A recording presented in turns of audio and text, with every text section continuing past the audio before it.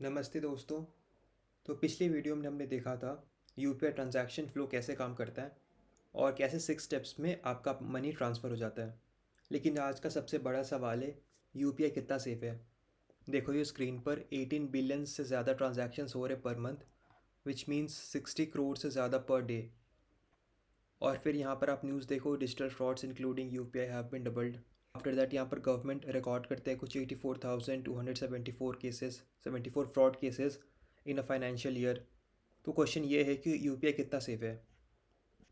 तो आज की वीडियो में हम यही जानेंगे, what are the security features, UPI में क्या क्या सिक्योरिटी फीचर्स यूज़ होता है, what are the common frauds, क्या क्या कुछ कॉमन फ्रॉड्स और स्कैम्स हो रहे हैं आजकल कॉमन लाइफ मतलब हमारे लाइफ में। After that how can you protect, आप अपने आप को कैसे इससे बचा सकते हो, कैसे प्रिकॉशंस ले सकते हो, and what should you do if a fraud happens. And अगर आपके साथ कोई अनफॉर्चुनेटली फ्रॉड केस हो जाता है या स्कैम हो जाता है तो आप उससे कैसे बच सकते हो,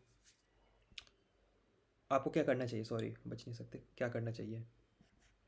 तो एक रिकैप लेते, लास्ट वीडियो में हमने क्या देखा था, जो कि यूपीआई ट्रांजैक्शन फ्लो का था। उसमें स्टेप 1 में होता है सेंडर अपना जीपे या फ़ोनपे पे अमाउंट इंटर करता है, फिर एनपीसीआई रिक्वेस्ट रिसीव करता है और फॉरवर्ड करता है सेंडर के बैंक को।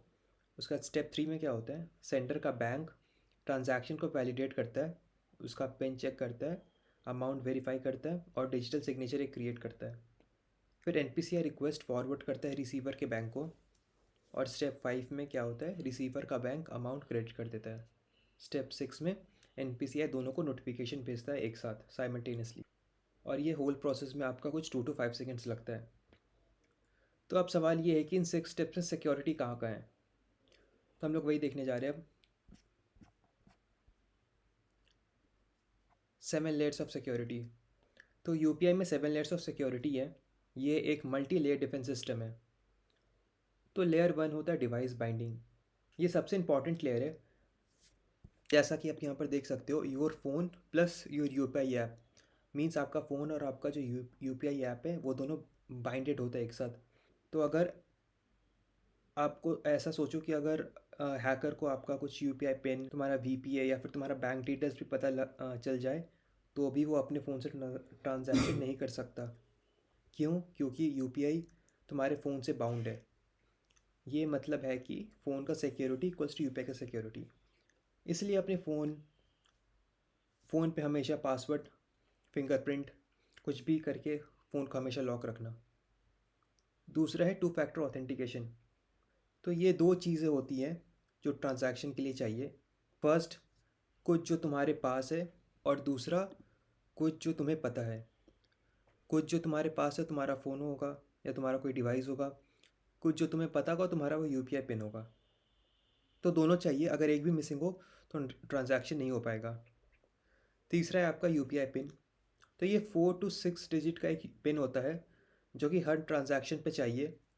ये पिन एनक्रिप्टेड फॉर्म में होता है। 3 बार गलत डालने पर अकाउंट ब्लॉक हो जाता है। After that 256 bit encryption. तो ये क्या करता है, जब तुम्हारी रिक्वेस्ट ट्रैवल करती है जीपे से एनपीसीआई को, तो ये इनक्रिप्टेड होती है।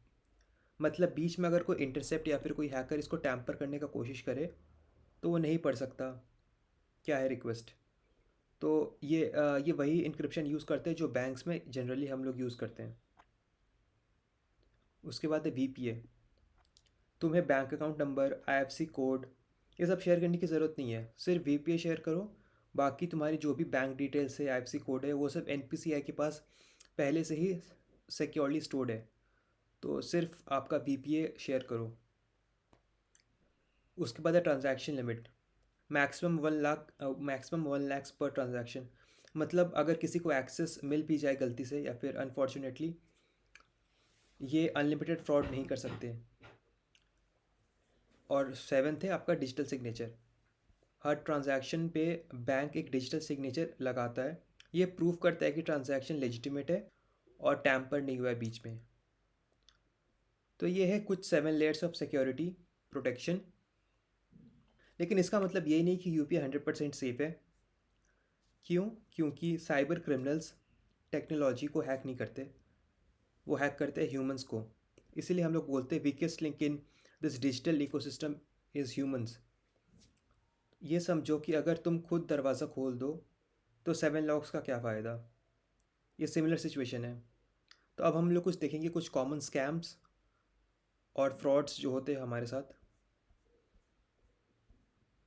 तो common UPI scams and frauds. So ये स्कैम्स है और हाँ ठीक है। सो स्क्रीन शेयर, पहला स्क्रीन शेयर, ये एक सिनेरियो है। जैसे आपको स्टेप 1 में कुछ ऐसा फेक कॉल आएगा, फिर आपसे बोलेगा कुछ डाउनलोड करने के लिए कोई स्क्रीन शेयरिंग ऐप, जिससे आपका जो स्कैमर है जो आपके साथ स्कैम करे वो आपका स्क्रीन देखेगा, फिर आप एंटर यूपीआई पिन एंटर करोगे और वो देखेंगे and the money is gone. So never share your screen. KYC के लिए, किसी चीज़ के लिए भी ये स्क्रीन शेयरिंग की ज़रूरत नहीं होती है। बैंक कभी भी आपसे ऐसा सॉफ्टवेयर, स्क्रीन शेयर सॉफ्टवेयर कभी डाउनलोड करने के लिए नहीं बोलेंगे। दूसरा है क्यूआर टू रिसीव। तो क्यूआर होते हैं पैसा सेंड करने के लिए, रिसीव करने के लिए कभी नहीं होते हैं। सपोज़ कि आप स्कैन कर रहे हो टू रिसीव 5,000 एंड आपके साथ कुछ उल्टा ही हो गया, आपके अलग से बैंक से 5,000 चले गए। तो वही बोल रहा हूँ कि रिसीव करने के लिए कभी क्यूआर की ज़रूरत नहीं होती, क्यूआर सिर्फ सेंड करने के लिए होता है। दूसरा है पिन ऑन कॉल।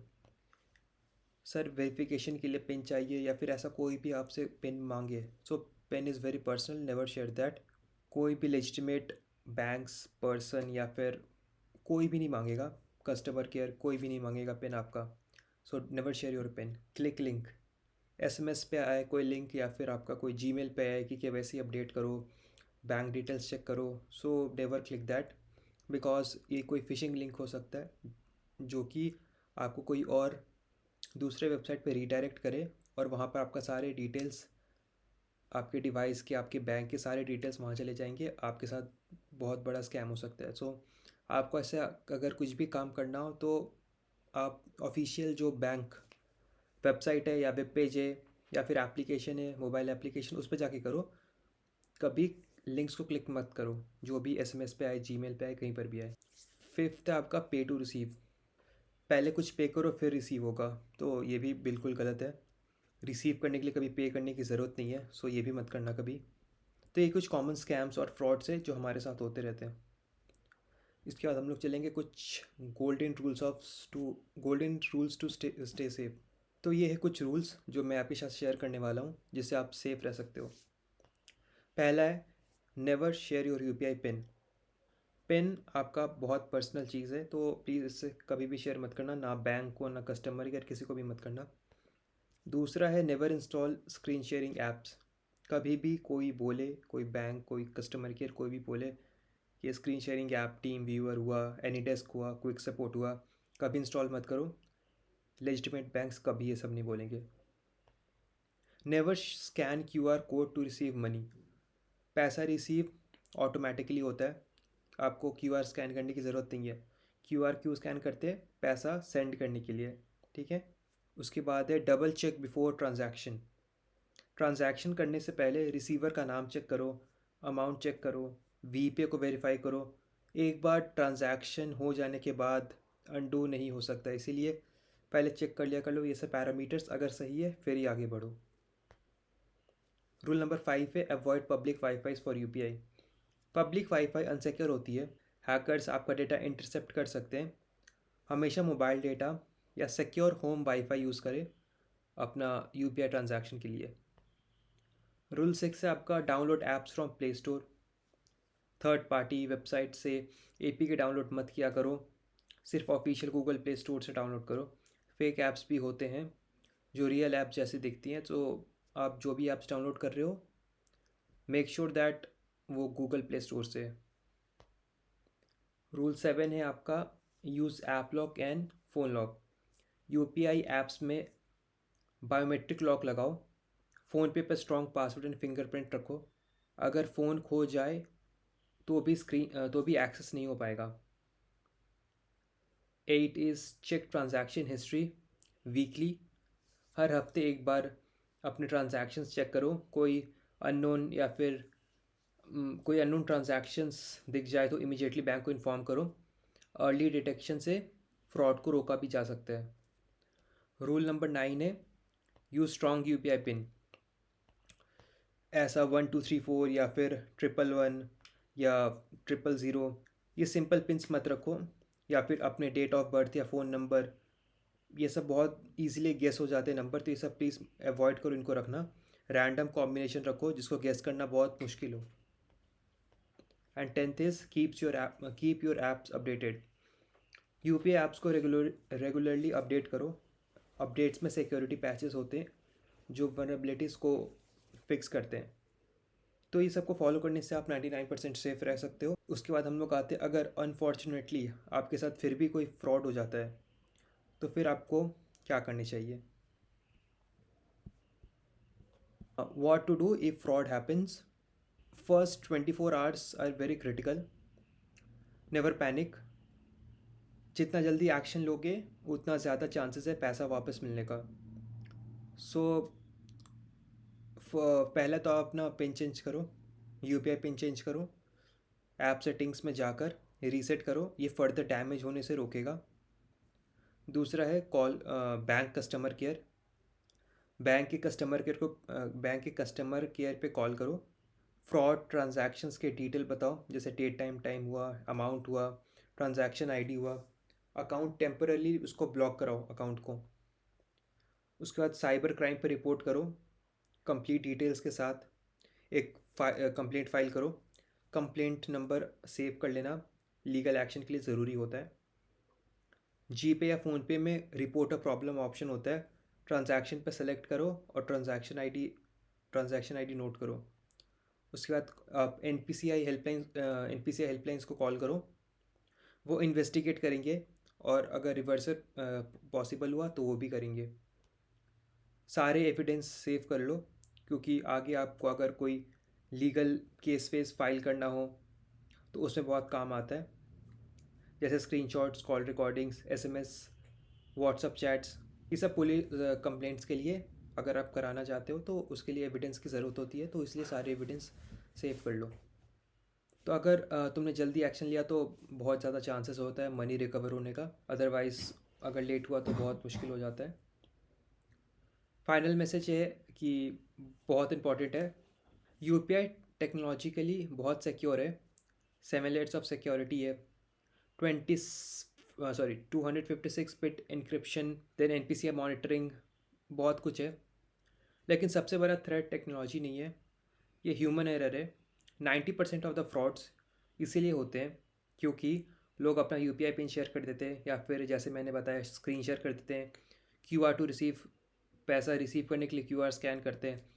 तो ये सब के कारण बहुत फेक कॉल्स को रिसीव करना, तो ये सब के कारण बहुत ज़्यादा फ्रॉड्स होते हैं लोग के साथ। टेक्नोलॉजी सेफ़ है, तुम्हें स्मार्ट रहना है, तो स्मार्ट रहो, अवेयर रहो और सिक्योर रहो। अगर वीडियो हेल्पफुल लगे तो लाइक करो, शेयर करो एंड सब्सक्राइब करो। Thank you.